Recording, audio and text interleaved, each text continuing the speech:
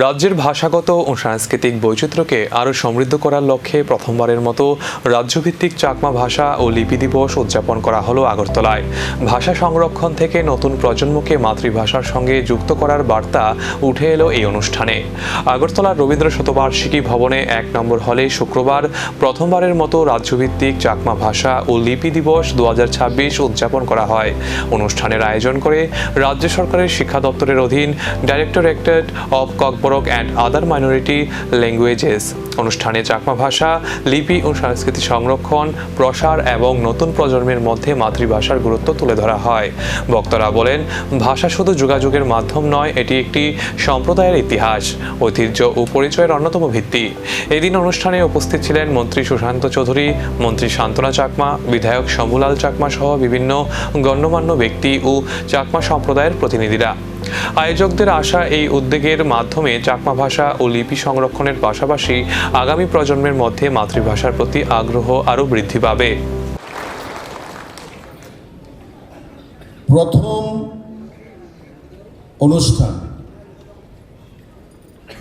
এটা স্বাভাবিকভাবেই অত্যন্ত গুরুত্বপূর্ণ। শ্রীমতী শান্তনা চাকমা, যিনি আমাদের রাজ্যের শিল্পমন্ত্রী, আমি জিজ্ঞাসা করছিলাম যে আজ থেকে যেটা শুরু হয়েছে, নিশ্চয়ই আগামী বছর থেকে একই দিনে এই দিনটাকে উদযাপন করা হবে, পালন করা হবে। শ্রীমতী শান্তনা চাকমা বললেন যে হ্যাঁ দাদা, এখন থেকে প্রতি বছর এটা আমরা পালন করি। ২১শে ফেব্রুয়ারি আমরা আন্তর্জাতিক মাতৃভাষা দিবস পালন করি। আমরা জানি প্রত্যেকে যে ইন্টারন্যাশনাল মাদার্স ল্যাঙ্গুয়েজ ডে, আন্তর্জাতিক যে মাতৃভাষা দিবস, সেটা বাংলাদেশে অনেক যুবকরা একত্রিত হয়েছিল যে বাংলা ভাষাকে মর্যাদা দিতে হবে। অত্যাচার হয়েছিল, গুলি করে মারা হয়েছিল, কিন্তু সেই আন্দোলনকে থামানো যায়নি। ১৯৯৯ সালে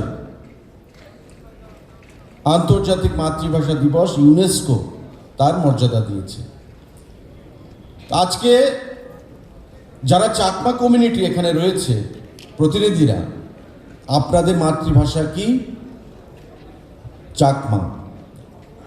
প্রথমবারের এই উদ্যোগ ভবিষ্যতে কতটা বিস্তৃত রূপ পায়, এখন সেদিকেই নজর ভাষাপ্রেমী ও সংস্কৃত মহলের।